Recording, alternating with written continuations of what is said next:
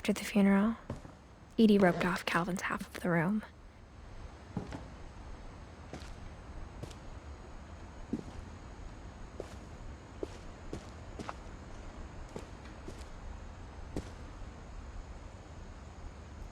Mom said Grandpa Sam enlisted at 18 and never set foot in the room again.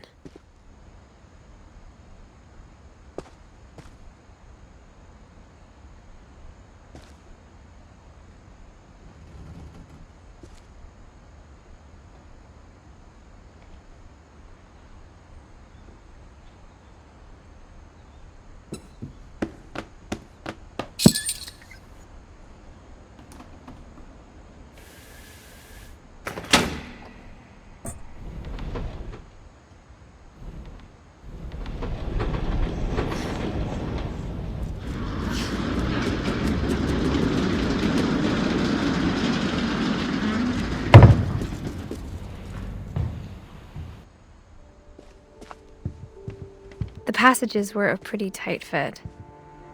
They'd obviously been built for smaller hands and bellies.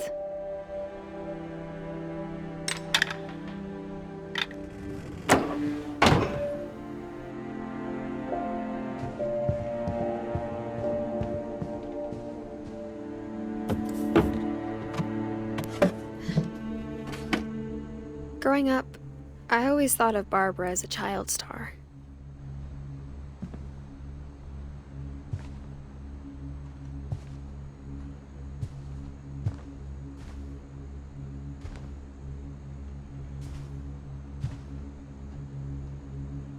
I never thought about how hard it must have been for her afterwards.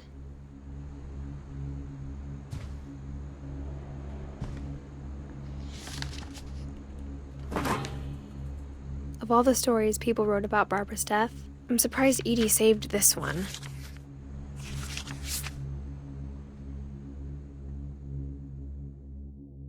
Old Jack here with another ghastly tale inspired by America's most unfortunate family.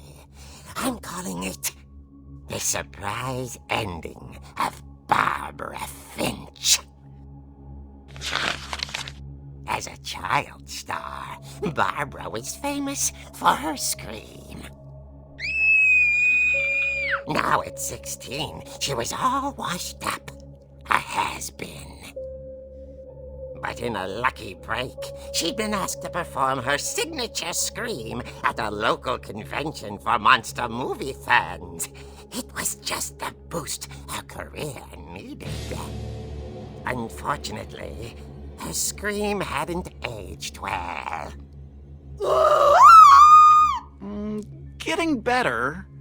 I think you just need the right motivation.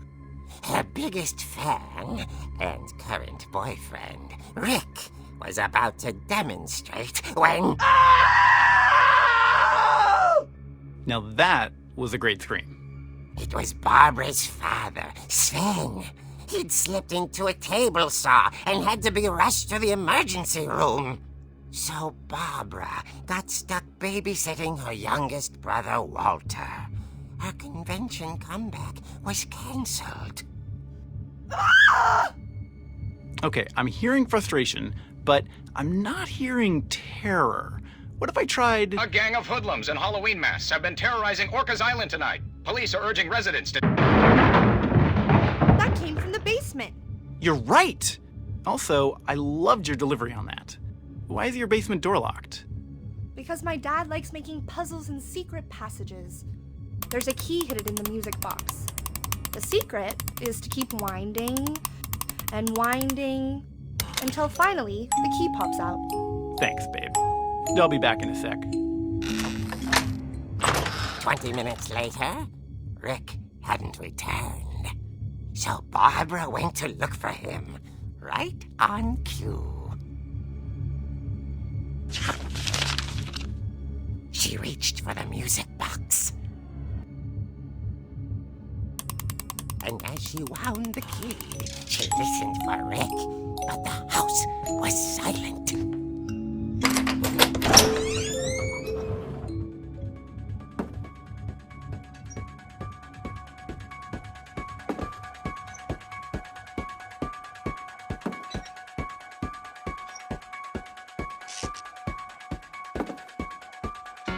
comb Rick's crutch and imagine the worst.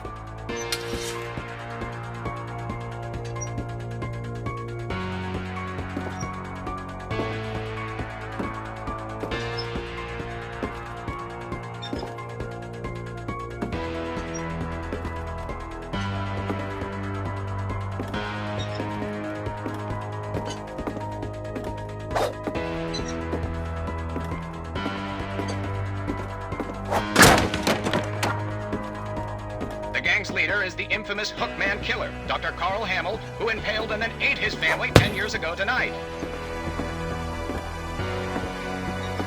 The old Finch rattled and grew still.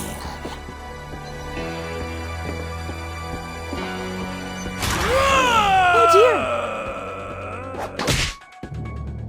Oh! Rick? Barb, relax. I was just trying to scare you to help you find your scream. Well, I'm not scared, Rick. I'm furious. Then act furious. All I'm getting from you now is that you're hurt and confused and She threw him out, but she kept a little something to remember him by. Barb, have you seen my other crutch? And she was still holding it when she fell asleep watching the Late Late Picture Show. Hours later... Barbara! Walter, what's going on up there? Ah! Okay, I'm coming up, but if this is a trick, you're dead, Walter.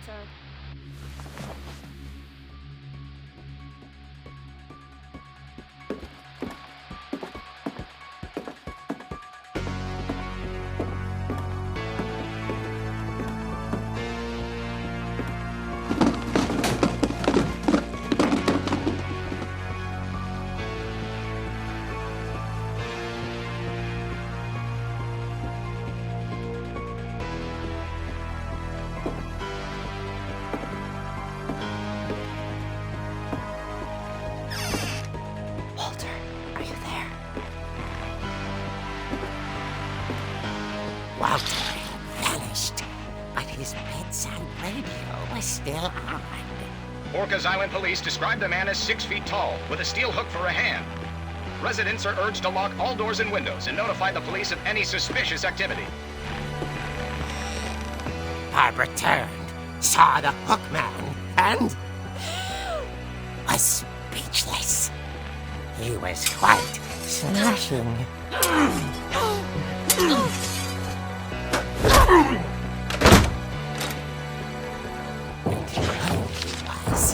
He couldn't get enough of Barbara. Okay, Barbara, there's gotta be another way out of here.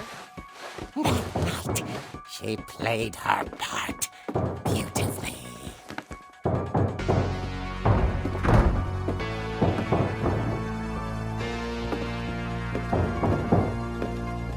Molly's door hadn't been opened in years. The hinges groaned.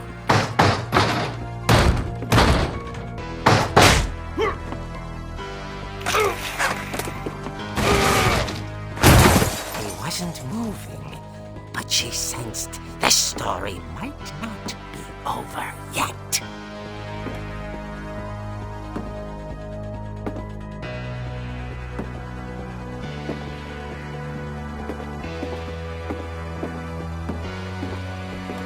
The hookman had vanished. She listened for his breathing, but all she heard was...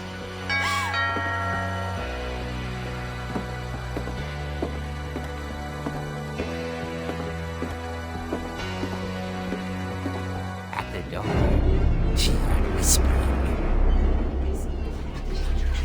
It was coming from inside the house.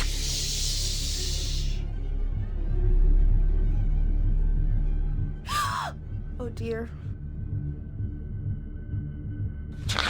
The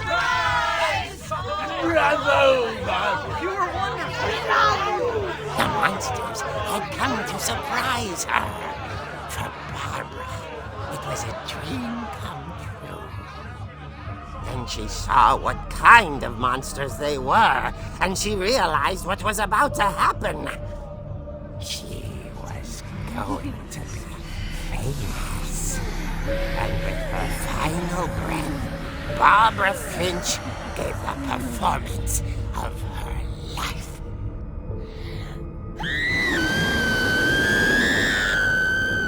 I wasn't there myself, but I hear Barbara was magnificent. Poor girl. She had a taste for stardom. But unfortunately, so did her fans. Of course, the police blamed it all on poor Rick, who disappeared the same night. And little Walter?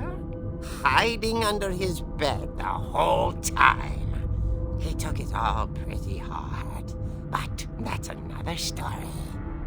As for Barbara, tucked inside the music box is all they ever found of her. Her ear. Now that's what I call a real eerie tale.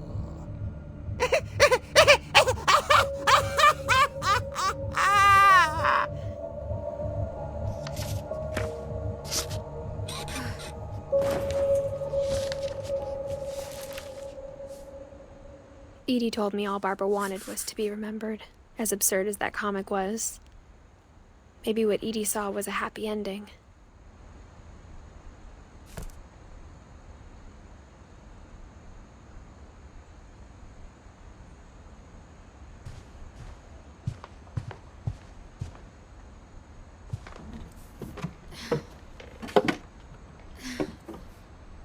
I guess now I know why Mom didn't like me playing with the music box.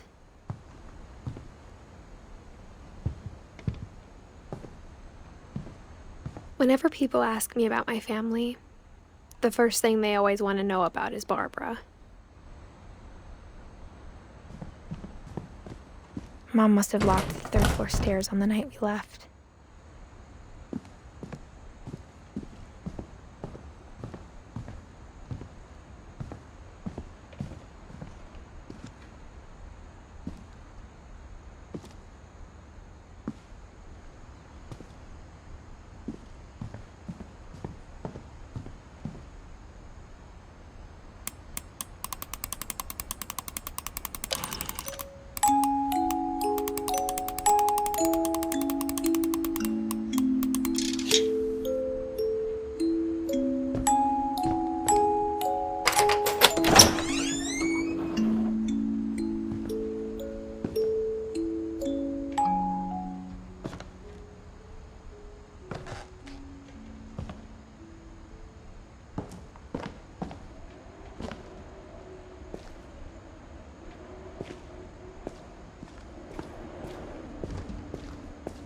Mom said the basement was off limits, unless I wanted another tetanus shot.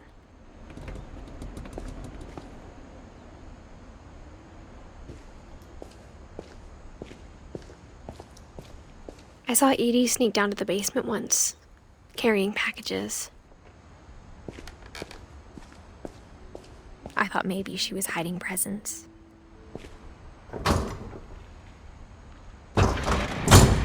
It turned out she was hiding a lot more than that.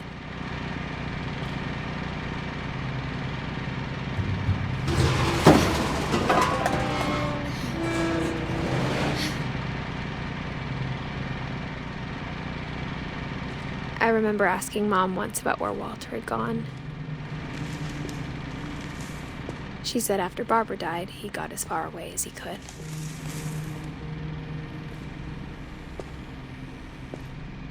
If there's a pattern in all these stories,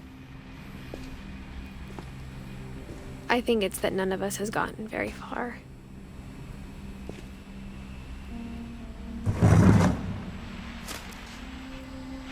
Goodbye, everyone.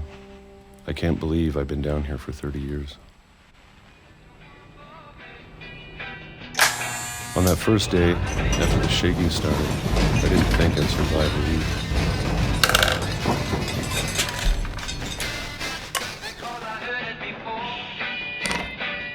But after a few days, I settled into a routine. That's what kept me sane.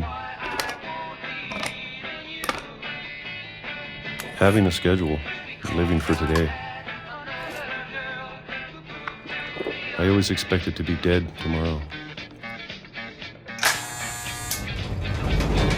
But if you wait long enough, you get used to anything.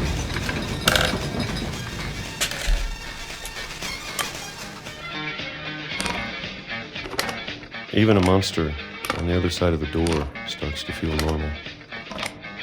Almost friendly.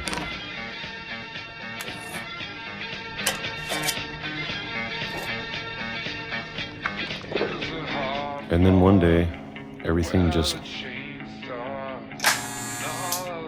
stopped. Whatever that thing was, it was gone.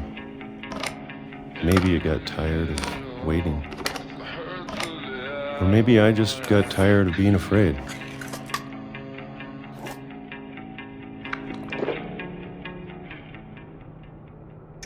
It's been a week now, the longest in 30 years. I'm done waiting.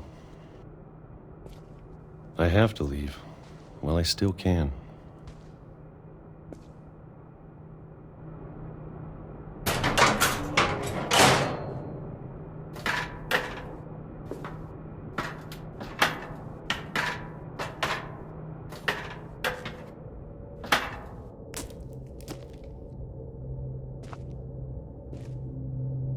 I know it's out there, somewhere.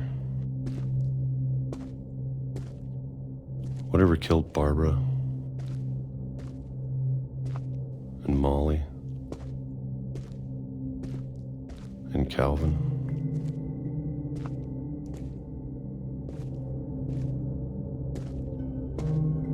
Maybe this is all a mistake. But I need to stop living the same day, even if it kills me.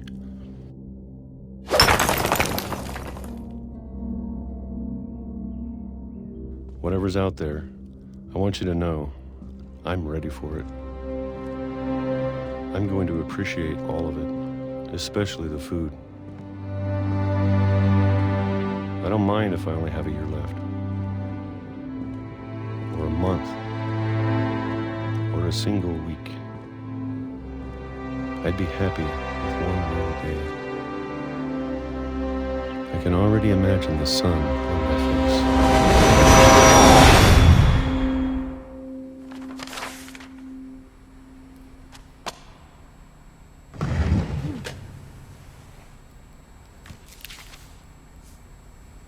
Walter died when I was 6. I can't believe my mom never told me he was down here.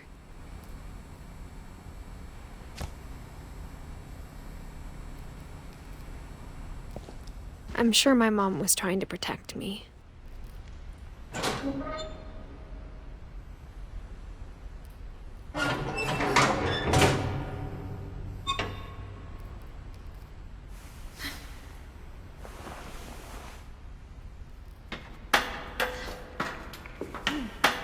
Maybe she was afraid I'd end up like Walter.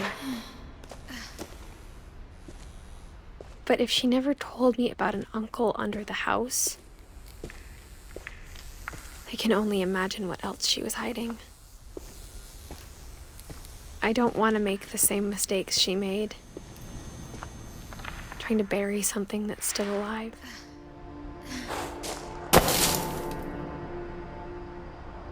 Now that there's only one of us left, or maybe 2, I thought it was time I heard the stories for myself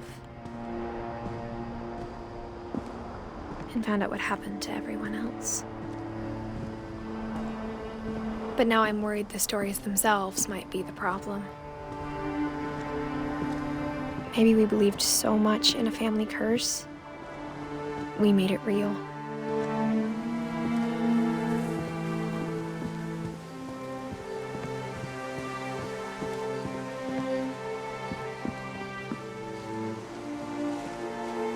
I don't know if I should even be writing this.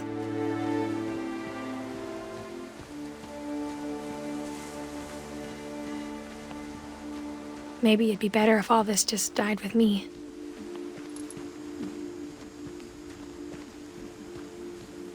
But I thought you should know about your family.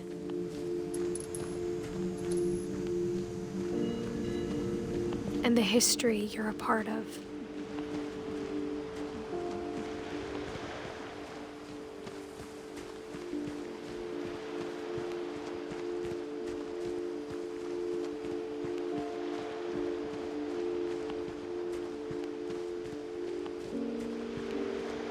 Though to be honest, I feel as lost as you probably do right now. I think the people in these stories believed them, for what that's worth.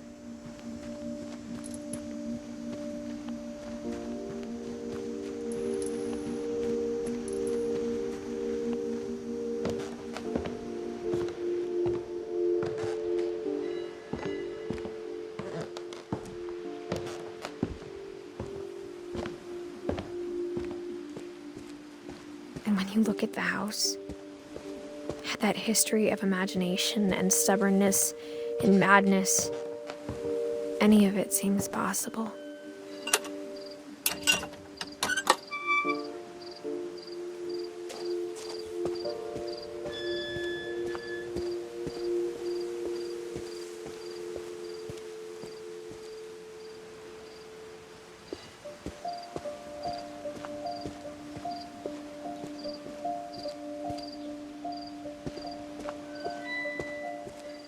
I think we've been surrounded by death for so long, we've just gotten used to it.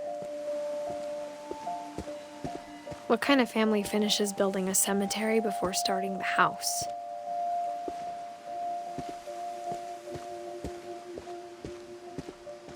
It's embarrassing for me to admit this, but the pet cemetery made me more uncomfortable than the human one. 3 of the gerbils were mine, and 2 had been my fault.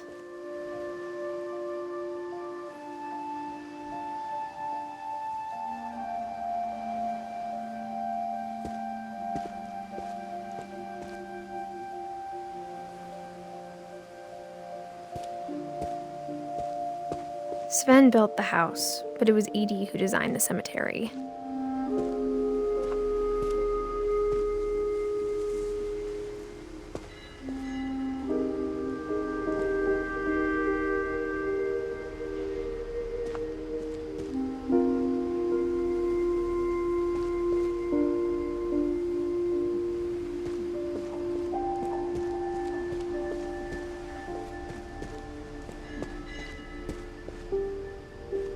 I'm sure Odin's monument had been Edie's idea.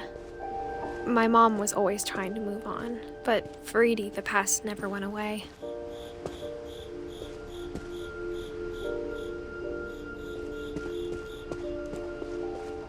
She could see it poking out of the water at low tide.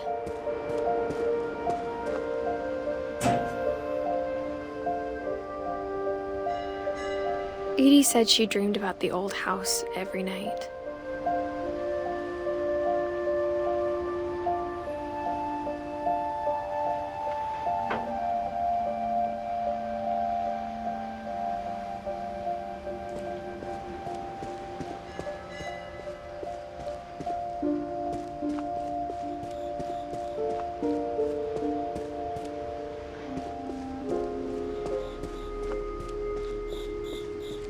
Edie's side was always easier for me to understand.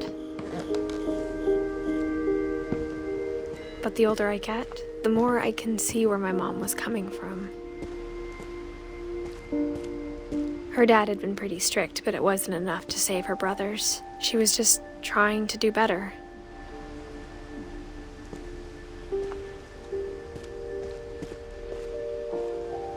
She lost 2 of her brothers, just like I did. I get why she tried so hard to protect us. We never found Milton's body, so my mom insisted we were putting up a monument, not a tombstone.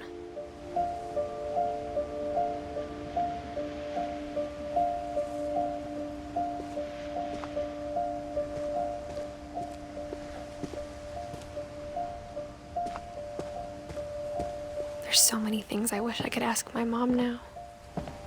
Part of me thinks this is what she wanted all along. For me to come back someday and find everything out for myself.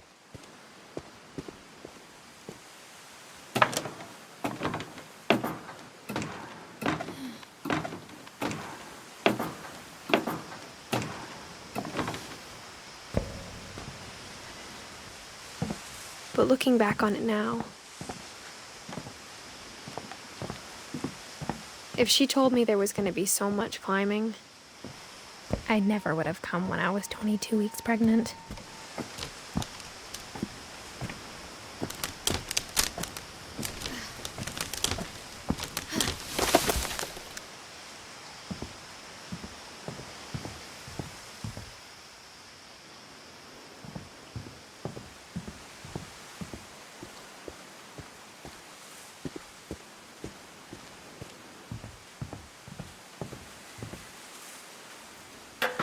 I never met Grandpa Sam, but I think he and my mom had a lot in common.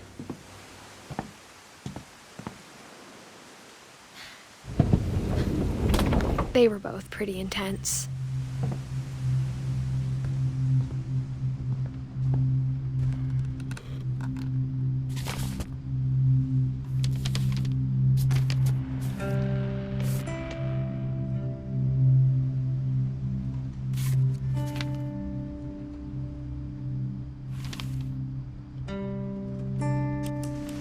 Dawn, I promise, you'll never forget this weekend.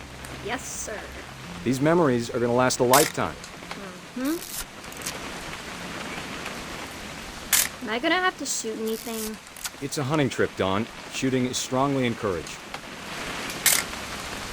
Not quite. What? Perfect. It's gonna rain the whole weekend, isn't it?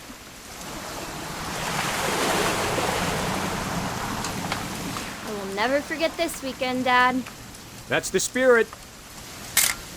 Okay, got it. I'm gonna take some pictures, okay? Just be careful. That camera's older than you are.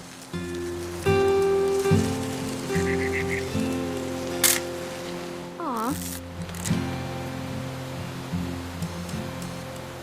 You're right, Dad. It's starting to clear up. Still freezing, though.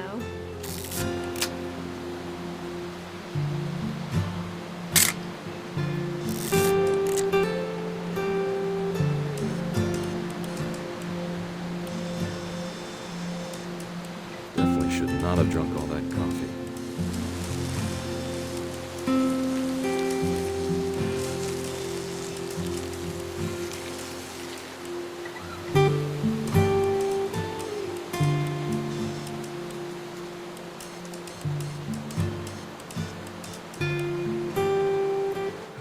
Nothing quite like being outside. Hey! That's a keeper. I'm just saying, I'm not always gonna be here, Dawn. You'll need to remember this stuff, if you want to survive. I'll be fine, Dad. You know who else thought he was gonna be fine? Some guy who died. Dawn, I'm being serious. I know, Dad. You're always serious. Doesn't being out here make you want to chill out? Well, to tell you the truth, I haven't been out here in 20 years.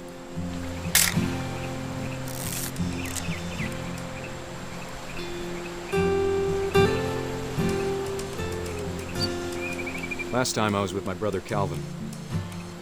Man, that was a great trip. Your grandpa's Fen taught us how to fish, how to build a fire. We found an old logging trail. There were deer everywhere. I bet if I could remember where that trail was, we'd spot a buck for you in no time. Give me a minute to check the map.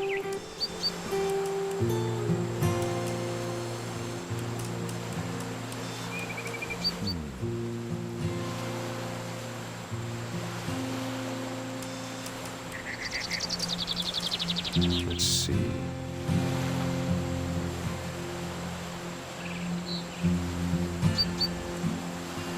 Maybe.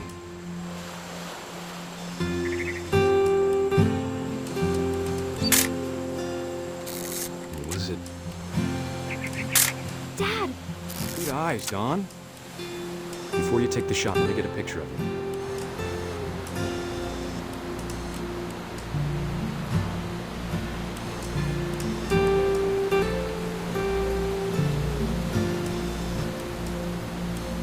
Dad, I... Just breathe. imagination. Focus on your target.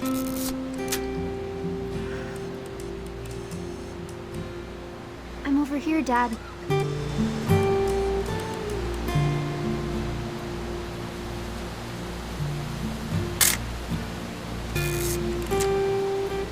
Let me get behind you.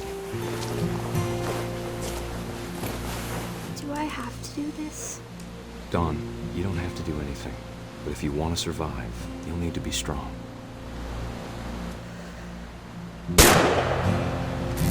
Great shot, Dawn!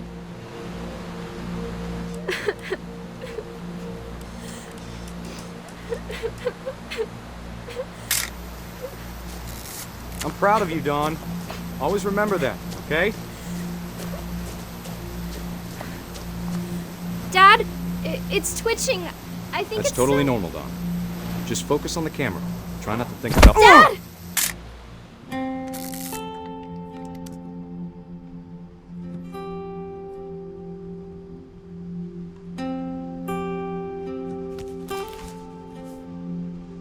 Of all these stories, that's the one I wish most that my mom had told me.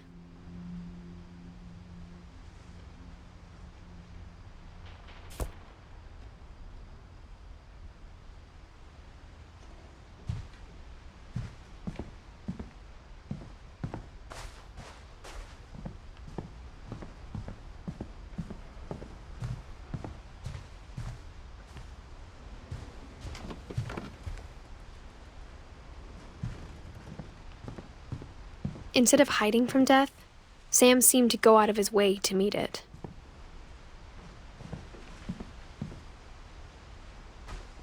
Sam spent his life shooting photos, but Mom said he got nervous being in front of the camera. I guess we're all afraid of something.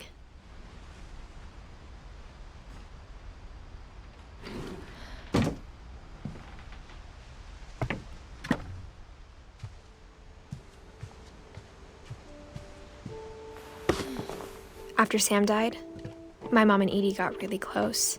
They'd both lost a lot.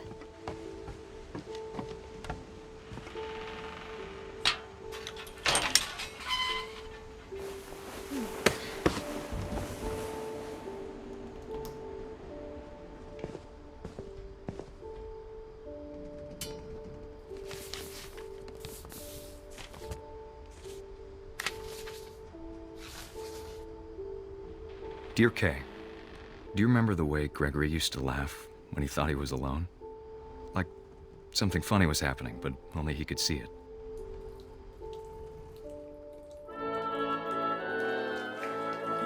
I think he saw things the rest of us don't.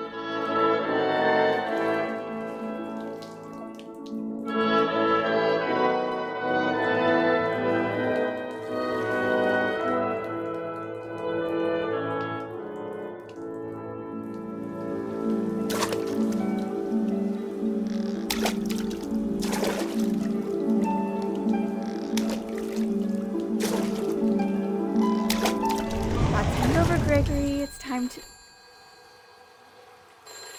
Hold on, sweetie. Hello? Sam, I told you I don't want to talk right now.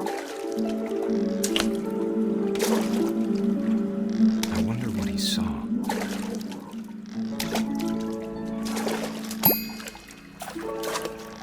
What his world was like.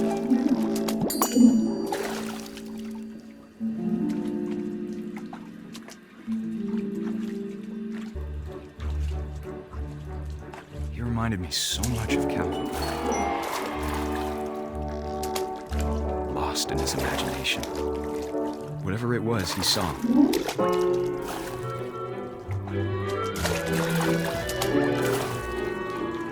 It sure made him happy.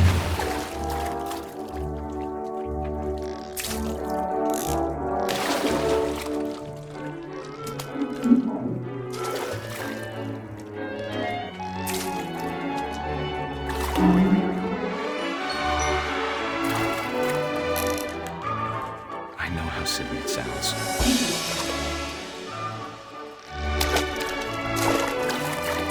But I worried about a baby being too happy. But I could feel him slipping away. Sorry about that, Gregory. I know you did everything you could. Maybe if I hadn't called that night. Damn it. I wish you could have told us about the world we saw.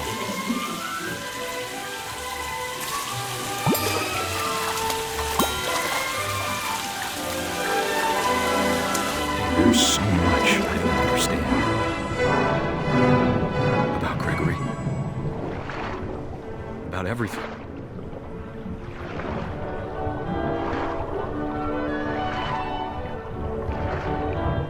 But I know what happened wasn't your fault.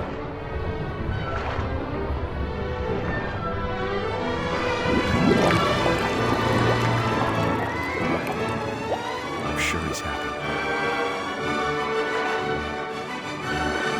And he'd want you to be happy too. Good luck, Kay. Love, Sam.